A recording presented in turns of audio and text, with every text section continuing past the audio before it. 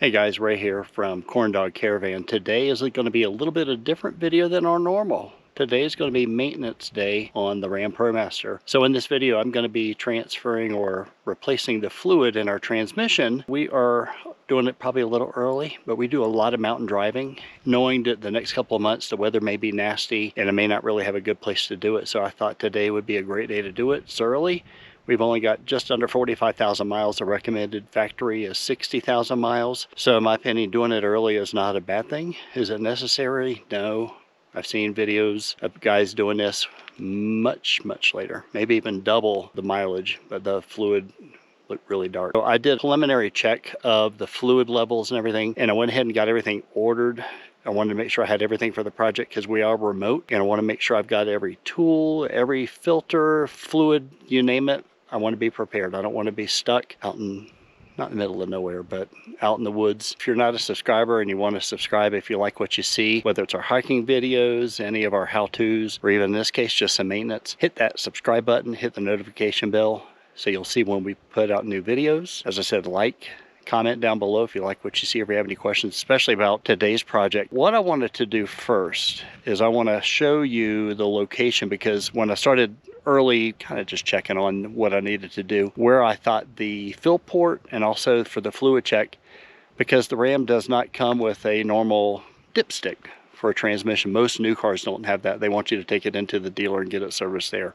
So what I'm gonna do is I'm gonna turn the camera. So as you come in from the top, looking right here, if you can see my fingertip, right there is the cap for the transmission, if you want to call it the fill tube, the dipstick tube, and it's got a little screw top on the top, and all you do is you just twist and pull. Depending on the temperature when you're trying to check your fluid, that area gets really hot. If you're even checking it while the engine's running, so you can kind of check the hot temperature level of the fluid, that fan's gonna be kicking out some very hot air, so be careful.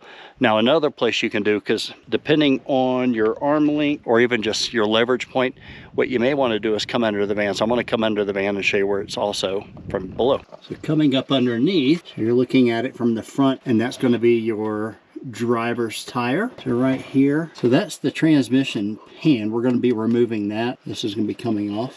So right here is the tube. That tube comes up here, comes down, and enters the transmission right near kind of where the two, I guess, access covers are.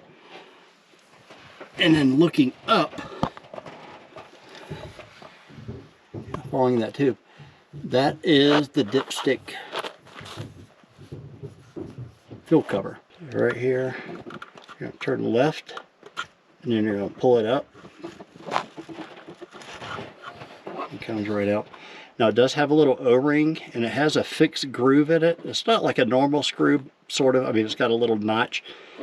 You can't really put it in wrong. When you put it back in, you're going to just put it back in, and you're going to turn it, and you're going to feel it kind of click into its spot and drop, and then you'll just finish turning it, and you'll kind of feel it lock in. Pretty simple. Turn it back, pull it back out.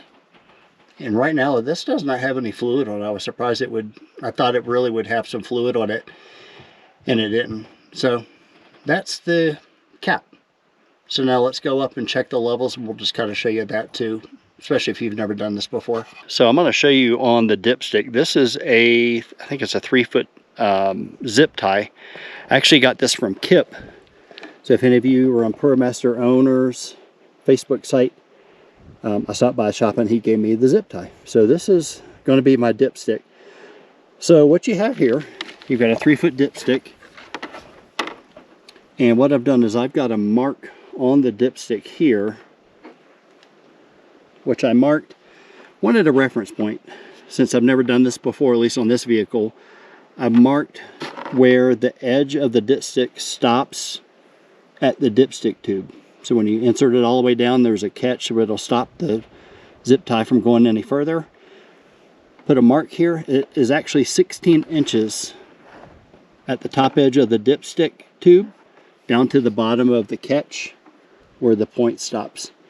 Now, where the point stops is embedded in oil, the transmission fluid. So what I've got here, I've got a couple of marks. This line here. Today I drove the van, got the engine and the transmission hot, drove it for probably at least an hour, good and hot. And when I checked the hot level, it was right here on the stick, which is probably about 1.5 inches. But where the line should be is going to be somewhere between 2 inches to here. So I'm right in the range where it should have been. And then this mark up here is my cold mark. This is 4 inches and 1/8, 4 1/8 inch from the tip. That's where it was when the transmission had been idle and sitting for probably at least 2 days. So that's where I know where my cold and my hot levels are. And then obviously when I drain the fluid, I'm going to be measuring that, make sure I, put back in what I'm taking out, and also making sure that the level is proper too. So let's get draining the pan. Now before we get started with the project, I'm going to run through the tools that you're going to need for this job. Some may be a little bit extra. It depends on how neat and clean you want to be, and really where you're going to be doing your own drain and fill. I'm out in the wilderness, so I don't have my lift anymore. It was sure nice having that lift, but I don't have it anymore. So here we go. Starting off, I'm going to try something that I haven't seen before. I'm going to actually start to drain from the dipstick tube using this siphon hose. We'll see if it works, and if it works, I'll show you and tell you about it. Next, you're going to need an 8mm socket, preferably a 3/8 drive. This, by the way, is the tube. Make sure you don't lose that. If you lose that, you're in trouble. I've got an extension if needed for the ratchet. You're going to need a T25, a Torx 25. I've got an assorted bit set, so that should work fine. That's going to be for removing the filter once we get the cover off. This is an adapter for the torque wrench. I've got my own torque wrench, but it only goes down to 20 foot-pounds. And this job is going to require for the oil pan to be at 9 foot-pounds. So I had to rent me a tool. So it's here. Rent it, or you can borrow it from either Autozone or O'Reilly's. They all have them for free. You just have to give them a credit card, and then when you return it, you get the credit back. I've got a tape measure here. We'll show you here on the zip tie the measurements when it's hot and cold. Gloves if you want to wear those. I've got a fill stick here that's going to attach to the oil, make it a little bit easier. And then you've also got this long funnel. And I would say before you start your project, make sure that you've got the ability to fill the tube up and put the oil back in the transmission, because if this is your only vehicle and you can't get the fluid back in, you're going to have to call an Uber, or you're going to have a long hike back to get wherever you need to get to. So make sure, test it all, make sure that you'll be able to get to it, because what you're going to do is you're going to have to put that little funnel down all that way, and then devise your own way to make your own little pour spout, if you will, to fill this back up. So I'll show you how I'm going to do that. So we've talked about the tools. Let's talk about fluid, and I'm not talking about coffee, but I do have my coffee handy and ready, hot and ready. Today I'm doing carrot cake. So let's show next the fluids you're going to need and all the different pieces actually for the job separate from tools. Okay, so one thing I forgot to mention when I was showing the tools, one other thing you're going to need, you may have seen it on video, is I've got a little razor blade. I'm using that because when the factory puts the oil pan on, they use an RTV sealant, so I want to scrape all that off. And then what I want to do is I've got some brake cleaner. I'll just put that on a rag and then kind of wipe the area, where the gasket material was, make sure that's good and clean. And then as far as fluids, really there's no reason to go with another brand other than the Mopar, because all the other fluids are essentially the same price per quart. So I've got 1 quart here, and you want to make sure you're using the proper fluid, guys. These transmissions only take the ATF plus 4 MS 9602, and for the first drain and fill, it should take probably 5.5 quarts. So I also have a 5-quart Mopar, plus I also have another 6 quarts in singles. So I've got plenty for this. Now for the filter, I'm using, in this case, I think the Mopar was probably double the price, but I went ahead and just went with the Autozone, the Duralast. And what's peculiar is the filter. This one box, there's the new filter, there's the little There's the new little O-ring filter that this part right here goes into. I'm not going to probably replace that. It's going to be probably really pliable. But this is the plastic filter. But this particular filter came with a new rubber gasket. The second one that I had to order from Autozone, they only had one in stock, so the second one comes in a completely different box. The part number, everything is the same, but the big difference is the oil pan gasket does not come with it. So I did buy an extra Felpro. I'll probably be returning that because I think I'll be able to get double use out of this, because what I'm going to do in today's project is I'm going to be draining the first fluid, drop the pan, and then I've got a new Dorman pan, which is the Dorman 265833. What the new pan has is it has a drain port. So when I do the second drain and flush, or not flush, but the second drain and fill, it's going to be much easier and cleaner because I'll just be able to take the drain port out, drain it into my catch, and then replace that, torque it down. And then that way when I drop the pan to replace the filter, because I'm going to go ahead and put a second new filter on it, that way when I drop the new pan, I don't get a lot of oil drippage. It'll just make the job cleaner. So just in case it gets messy, I've got my shop towels, I've got my drain catch, and then I'll just show you the Dorman. It matches up perfectly. I checked that against all the gaskets. It's the right fit. So there's the drain port. It's got all the holes. Hopefully I won't forget, but there is a magnet in the original that I'll need to transfer to the new pan. Okay, so what I'm going to do first is I've got the suction side tube of my siphon kit, and I'm going to come up from underneath the van and insert this down into the tube, and that's going to go all the way down 16 inches all the way down. And then next I'm going to take the out port and put it into my empty container of transmission fluid. Reason why I have an empty transmission fluid is when I ordered it on Amazon, because the price was so much cheaper, either UPS or the post office mishandled the package, and 5 quarts of transmission fluid leaked into the post office. So my recommendation, guys, is just go to the dealership and get it. Alright, so let's start trying to get this. Now, I'm not getting good enough suction, and I think this may not work like I hope, but what I want to do is I'm going to squeeze, and there it goes. I held the tube with one finger,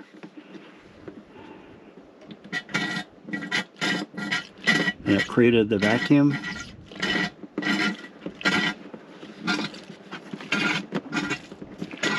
As you can see here, the tube is now full of fluid. Now I'm manually squeezing it. I'm getting a little seepage somewhere.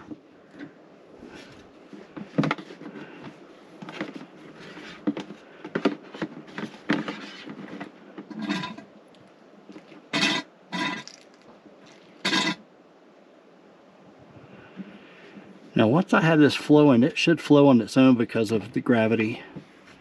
Okay, so we left with me draining out using the siphon method. That worked pretty good. I was able to actually siphon out 3 quarts of the oil. So once I remove this pan, it should be a lot messy, but I'm sure there'll still be some mess. So let's get started. I'm losing light.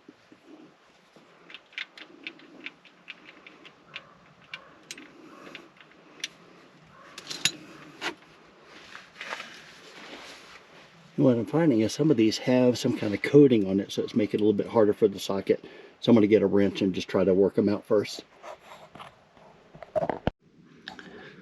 Okay, with some maneuvering, I got the wrench on it, got the socket on it. So it sure would suck if one of these stripped, or I don't know, it was almost like from the factory they had really tightened one of the front ones. I hope I don't have any issues. I'm going to slowly work my way around. I really don't want to try to get them, you know, completely out or anything like that. I want to just get them loose, and that way I know I can get the pan off, because you don't want to have one that you can't get out and then you'd have to reseal it. More than likely it's going to leak if you have to tighten it up, because the RVC or the RTV sealant from the factory would have been broken. Now you could probably get enough time to get to the shop and maybe get it the screw worked out, but luckily I got it out. But if you're doing this yourself, just kind of be prepared that some of these, they've got some little bit of coating on it, almost like a, not a cosmoline like they used to treat cars with, but maybe just some leakage from the RTV from the factory. So I'm going to work my way around, and then I'll show, probably the next shot will be me actually dropping the pan down. So be right back. All right, well, I made the perimeter, did a crisscross fashion, and got them all loose. And I will tell you, every one of these bolt heads had that coating on it that made it really difficult to get the socket on. So be very careful, especially if you've got an older van, that it probably even with some road grime too on top of it all. Just make sure you get it good, that bolt head good and clean. Otherwise the socket or the wrench will probably strip the bolt, and then you'll be taking it to the shop. So I've kind of gone around the perimeter, as I said, and I hope I drained 3 quarts of oil, so I shouldn't have a lot, if any, drip out, but we will see. I'll back these out. I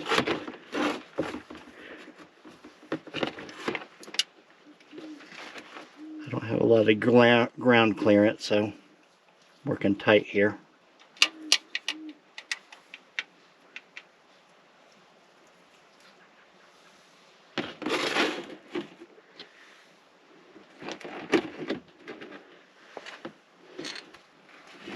Hopefully we won't have splashdown, but okay, I have most of these almost completely loose, at least around the back edge. So now I'm going to just take the bolts out, or almost all the way. Oh, starting to get a little drip.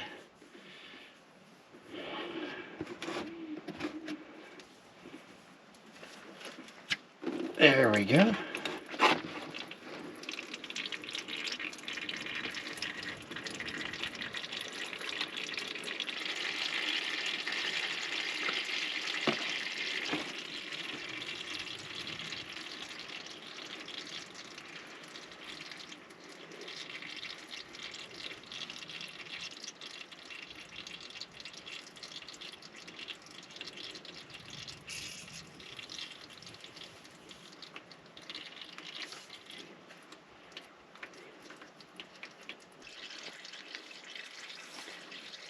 I'll let that drain just a little bit more.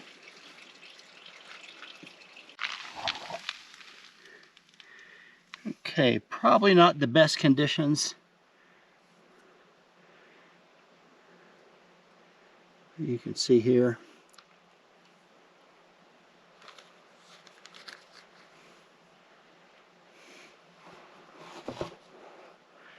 Looks like it's some sludge on the magnet. The good news is I don't have any big bits and pieces, so that's good. So I'm going to clean off the magnet and clean off the gasket flange edge and get my new pan installed. Be right back. So next is going to be the Torx 25 to remove the filter. So that one's loose. Now in other videos I've seen pretty good splashdowns after this gets removed, so let's be prepared for that. The next one's right back here, and remember, left to loosen. Alright, so that one is loose, and it does feel like it has a little washer, so make sure I keep that on the screw. And I'll tell you what, before I just let this fall, what I'm going to do is I'm going to loosen these pretty good and jiggle this filter.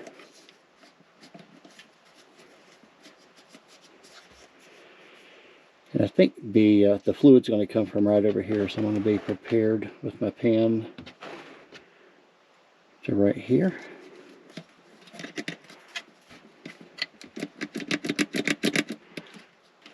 See, the back screw is loose. My idea didn't work. I always try things. First time working on this Promaster other than oil changes.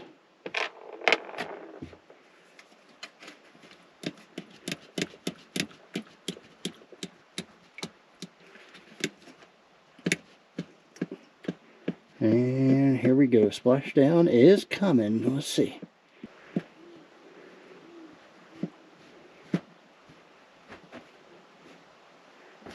There we go.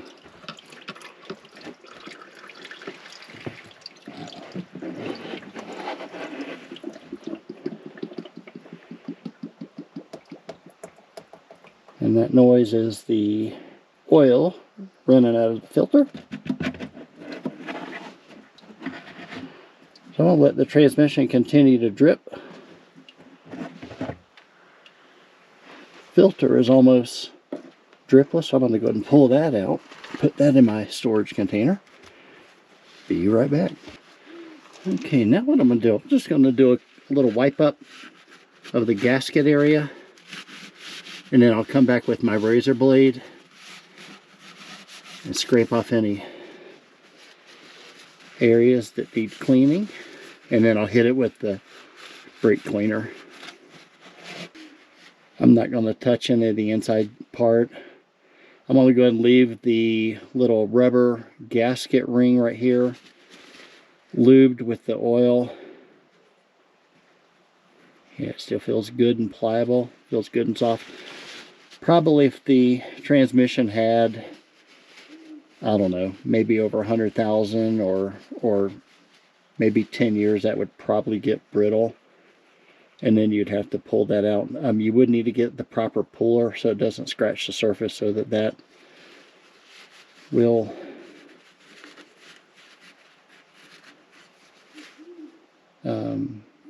seal properly up in here.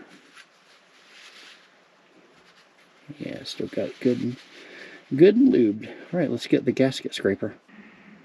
As you can see, there's a little bit of material left. Just making sure I don't gouge the metal and scratch it. So guys, I'm going to get this cleaned up and we'll come back and clean it up with the brake cleaner. So I have sprayed my brake cleaner on my rag. I'm just going to go around the perimeter.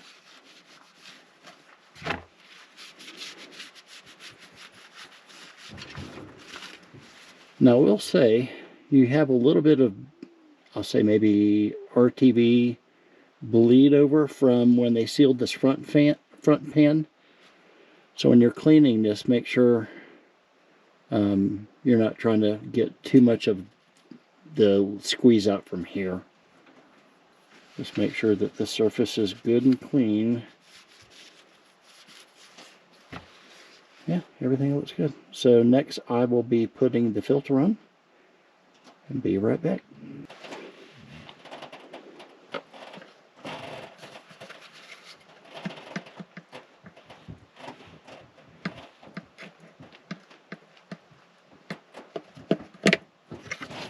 Yeah.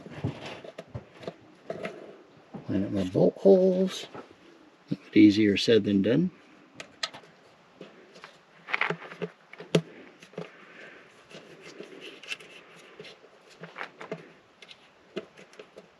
Make sure you don't cross thread that. Got it with a hand tight. Back, just make sure.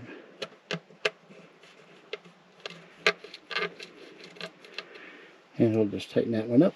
Well, welcome back, guys. It is daytime. So last night, in the last shot, you saw me putting the filter on, and something happened with the camera again, and missed getting the pan back on. So I'm going to swing the camera around. So guys, as you see here, I got the pan on last night. It's windy today, but we've got sunshine. Got the 12 bolts into the pan, got those torqued down. I also torqued down the Dorman drain plug to 20 foot-pounds. They recommend 18 to 20. Got everything torqued down, all the pan bolts in, the 12. So now I'm going to be adding fluid. Now last night I did measure all the fluids I got out of the transmission, and I actually got 5 quarts. I'm thinking maybe about a half a quart low, but I don't have any leaks, so it just could be the level that I'm at. So I'll be adding new fluid, and then once that's done, I'll get the transmission up to temp, let it cool back down again, I'll check all the temps and everything, check the fluid levels, and then what I'll do is I'll go ahead and drain. Much easier this time, just using the drain plug, drain out the oil, drop the pan, change the filter, and put new fluid in. So that should be it, guys. So next I'll show you adding fluid. So as you saw before, I'm going to take the dipstick fill plug out. Got that out, put that in a safe place where you can't lose it.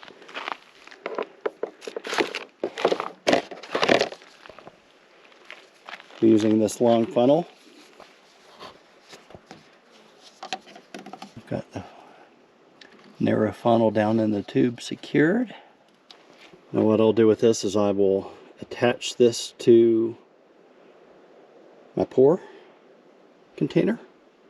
Now some of you may be chuckling a little bit, but the larger Mopar, the 5-quart container, the threads on this little contraption here, this transmission fluid gear, sold at, I think I got this at Autozone.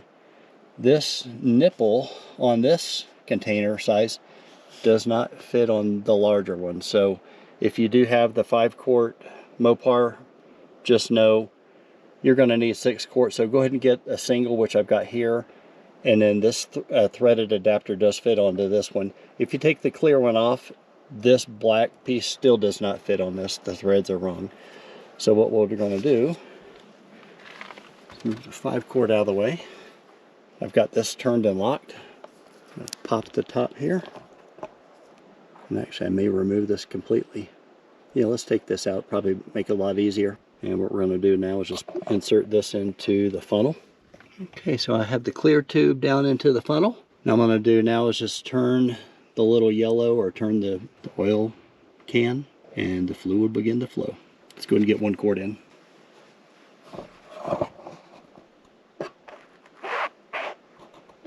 Not sure if you can see this on camera, but the fluid is flowing. Okay, now that I've got the first quart in, what I did is I made a crude oil funnel, or yeah, I guess an oil funnel, using the old 1-quart can. So I just merely cut off the bottom portion of the oil can, have it attached here, and that way I can just pour my big one in. And even when I use the singles, I can still use this contraption. Once I'm done, I can decide to keep it or get rid of it. We live on the road, so maybe I'll just cut another one in the future. Here we go. Now I've already got 1 quart in, so I'm just going to be adding 4 quarts.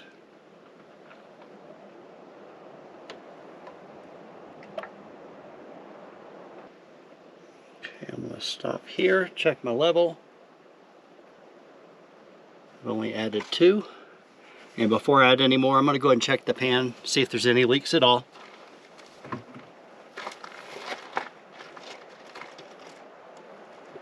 No runs, no dribbles. Almost there. Okay, that is a total of 5 quarts. So I'm going to stop here. And what I'll do is I'm going to go ahead and check for leaks one more time. And then I'm going to start up the engine and then put the transmission into drive for 30 seconds. Put it into reverse, put it in neutral, kind of run it through, get everything warmed up. I may even take it for a short ride and then check the level, make sure I'm at the right point. But I'm obviously, before I drive anywhere, take this all out and put my cap back in so I don't get any dust and dirt. We'll get back on the road. So I promised you guys last night that I was going to open up the filter once I had time and everything was completed. So I opened up the filter. I had to pop it open. So let's take a look at it. So from the outside, we still have a little bit of color in the filter element, but I'm going to flip this open. Checked it a second ago. Inside's pretty clean, but I do see some very small metallic shavings. I'll get a magnet and see if these are magnetic or if it's aluminum or some other material. All right, so I've got my magnet. Now they may be embedded in the material, so it may be hard for the magnet to lift out the metal particles.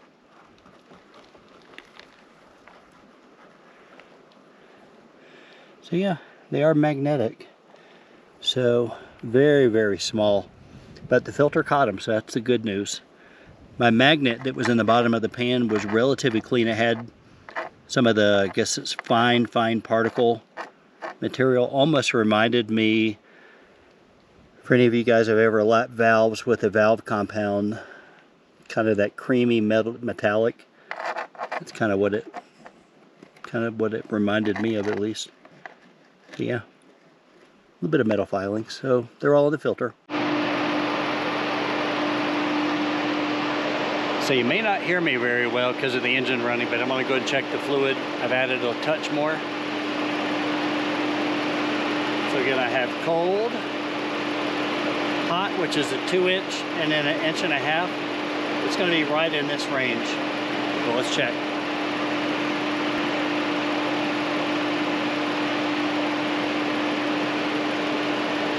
Yep, so we're right at the line.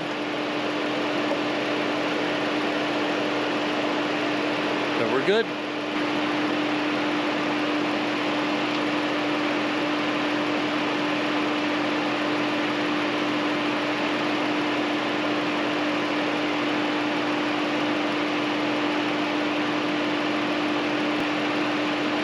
I just put the dipstick cap back in, so we are complete. Well guys, that's it. Huge thanks to Kip from ProMastersOnly.com is his website. He's got a shop in Akron, a little outside of Akron, Ohio. Great resource for anybody with a ProMaster or anything engine related. He's not an RV builder. He's got a courier service. He's had, I think, 3 vans at least with over 1 million miles combined between them. Anything you need to know ProMaster, reach out to Kip, whether it's on Facebook, give him a call at the shop.